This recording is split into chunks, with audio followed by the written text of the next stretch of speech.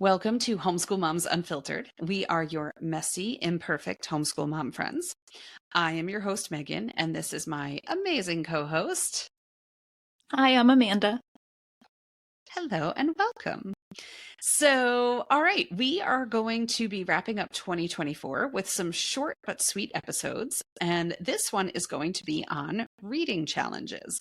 And we just wanted to pass along some ideas that might be fun ways to implement reading in your household in 2025. We would be remiss if we didn't mention that our book club, which starts back up in a couple of weeks, and we would love for you to read along with us. You can usually find our next book on Instagram or Facebook. But truly, the thing is, you don't even have to read the book to be in our book club. Like, we show up, we talk about the book, and we post our feelings in an episode about it. So if you just want to tune in while you're folding laundry, you can. If you want to read along with us, that works too. And if Amanda has forgotten to post the book in the chat, I feel so bad like calling you out for that because I always forget to post the chapter breakdown. So, we're sometimes it's on the rails, sometimes it's not. Let's just go with that, right? You can totally send a DM and remind We her. did say messy and imperfect. True story, right? So you can totally send a message and remind her that you need a link to the book, and you can totally tell me that you have no idea what chapters you're supposed to read. We'll all get there in the end. It's a team effort. We'll get there. Yeah, exactly. So reading challenge suggestions. I think these are really fun. So we do read a lot. I know you guys do in your house as well. And some of these suggestions are things that I totally hadn't thought of, and some of them are ones that we have definitely done. So what's your first suggestion, Megan? So my first one is a read the alphabet challenge, which is super fun. And I'm a little bit of a control freak about my book selections. So I've never done this one, and I really should challenge myself to do it in 2025. But basically, you just start at the beginning of the alphabet and continue reading until you get to the end. So your title of your first book would begin with the letter A. The title of your second book would begin with the letter B, C, so on until you get to the letter Z and you've read through the entire alphabet. I feel like it really pushes you outside your comfort zone, especially when you're at some of those oddball letters like Q and Z, to try and find a book that fits it and probably find something that you wouldn't find ordinarily and really expand your horizons with a different book. Oh, yeah, for sure. I bet you could do it with author names too. You could make it the first or the last name with the alphabet. That'd be like an extra challenge, like the super challenge version. Yeah, that'd be interesting. That's fun. I like that. Okay, so the next one is good, especially for like younger kids if you want to really encourage them to like dive into picture books. But you can do it with all ages, right? Just make sure your older kid doesn't cheat with a bunch of 800-page books. But it's read your height. So the goal is to read enough books that stack up to whatever your height is, ideally to go over your height. And so this is a super open, you can make one of those little things that you kind of keep on the wall and just kind of be marking off. You can draw the little lines and put the titles on there and just keep track. So once you've gotten to that point, and if you're doing it as a family, put it down the hallway or something like that, where you're all kind of keeping track of the different books you're reading and have fun, make it a fun thing. I feel like if you're like in the teenage years and you're so close to hitting your goal and then you have one of those massive growth spurts where you like shoot up 3 inches overnight, you're like, oh my gosh, now I got to run out and get a book, right? Like, like darn it, I was so close.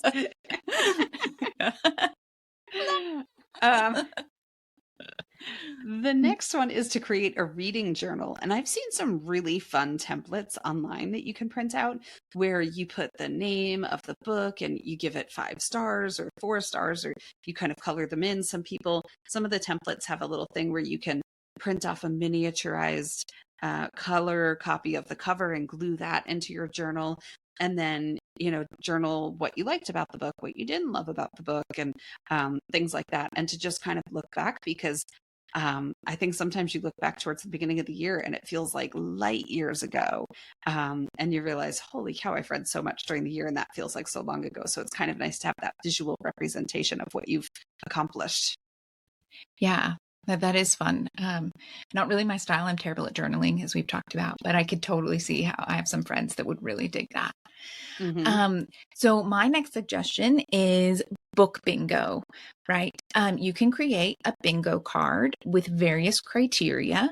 And that can look whatever you want it to look like. It might be one square is read a graphic novel, and one square is read a book of less than 100 pages, and a book of more than 300 pages, listen to an audio book.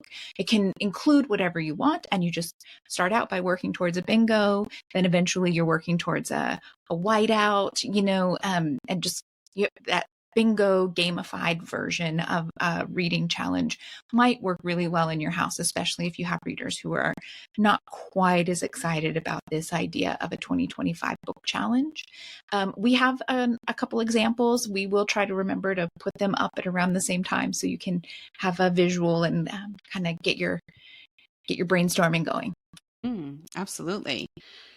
All right, the next one is really fun, which is, and we'll post a link to some of the options that we found online, but a decolonize your bookshelf reading challenge, which is amazing to bring in different voices, different cultures, different authors, and to really break up the voices that you're reading on a day-to-day basis by kind of diversifying your authors, your storylines, the locations and settings for your stories, the world experience, the life experience, the history that's coming into those books through those authors' experience. So we'll share some links for that, but the classics, everybody in the homeschool world loves to talk about the classics. P.S. I am not a classics fan. There's enough focus about books written by old white guys. Like, let's shake things up a little bit. Let's decolonize that bookshelf in 2025. Yeah, I love that. We try really hard to make sure we read a lot of the classics and we incorporate that in our homeschooling, but we also make sure that there's a lot of own voices and different perspectives and covering kind of all of the social issues in our novels and our reading. So I think that's a great one. Okay, so my next two recommendations or suggestions are more like a book a month. So you can be doing your other reading, but each month you have something that you're going to try to make sure you squeeze in or you fit in with your other reading. So the first one is a genre journey challenge. So the idea would be you would have a list of 12 styles. So for example, you might do sci-fi, magical realism, historical fiction, coming of age, mystery, contemporary fiction, biography, poetry, young adult, nonfiction. And so you're going to have one that you pick for each month, and then you can pick whatever you want, but it's really going to kind of push you outside of what you normally read. And really just encourage you to check out a new type. Maybe it encourages you to go to a new bookstore or to strike up a better relationship with your librarian. But yeah, just really kind of push you past your comfort zone for 2025 in your reading. I don't like that one bit. I like my comfort zone. It's very comfortable there in my historical fiction land. I'm like, you want me to read sci-fi? Well, so you don't have to go on a genre journey. I'm happy in historical fiction land. Every once in a while, I read a biography, okay? All right, so next suggestion is a read around the world challenge. So pick a number of books, right? Whatever it might be, 50 books, 100 books.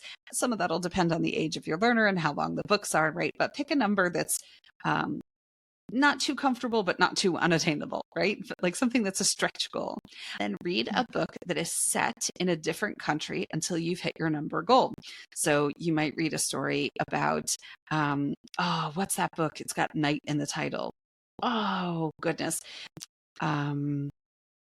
Children whose parents have passed away in India and they work in the garbage picking piles and things like that, right? Like that would be a story. Then you might read some Jennifer A. Nielsen, who's got books set in Berlin and in France during World War II and during the Cold War, right?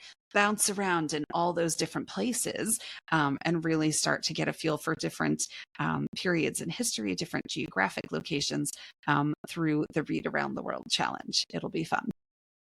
Yeah, that does sound fun. So my last recommendation is the Friend and Family Recommendations Challenge. So this was really popular on social media last year. I do not see why you can't ask them, your friends and family, for recommendations again this year if you already did it. And if you haven't, by all means, give it a try. So what you do is you basically just on social media, or if you're not on social media and you want to send a text message or something like that, You kind of just say, hey, tell me your favorite book or your top 3 books that you read. And you were like, yeah, this book made an impression. And then you create your own little calendar with recommendations from your friends and family. This is another one of those. It may push you outside of your comfort zone. You're probably going to have friends who were like, oh, this was a really awesome book and it's not historical fiction. And then you're like Megan and you're going, why am I reading smut? This is not my genre.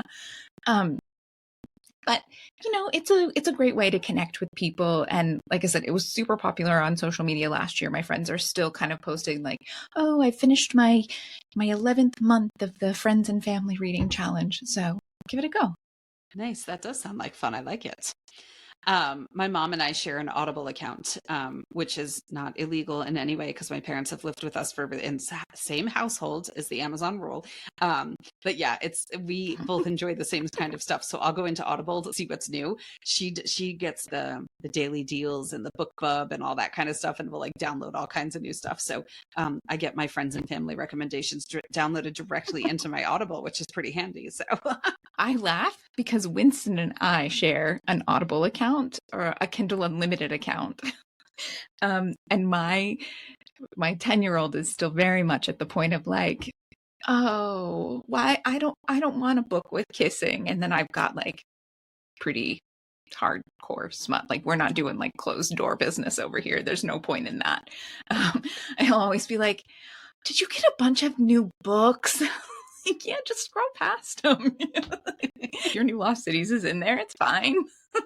So I have a kiddo who enjoys reading fantasy, YA fantasy, the kind, when you go into the YA section and there's little stickers on the outside of the books, right? This will be like the sci-fi has the planet, and then like the YA usually has like a unicorn or something, or the fantasy has like a unicorn and stuff.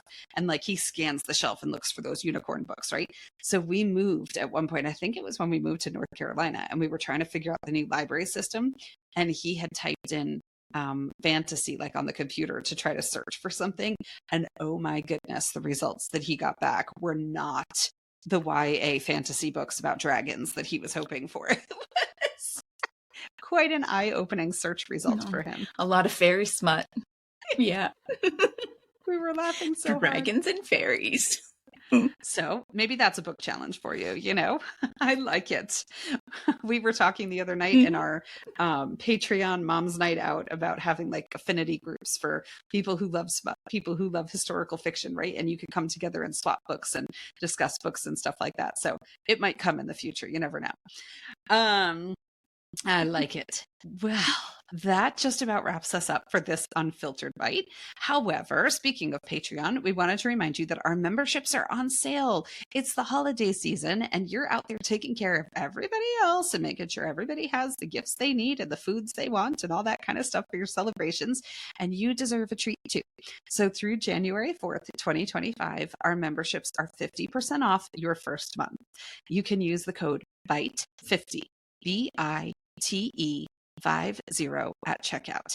There's a link in the description below that will give you that coupon code, give you a link for how to find our Patreon, talk to you about the amazing benefits of joining our Patreon, etc., etc., etc. So we would love to welcome you there today.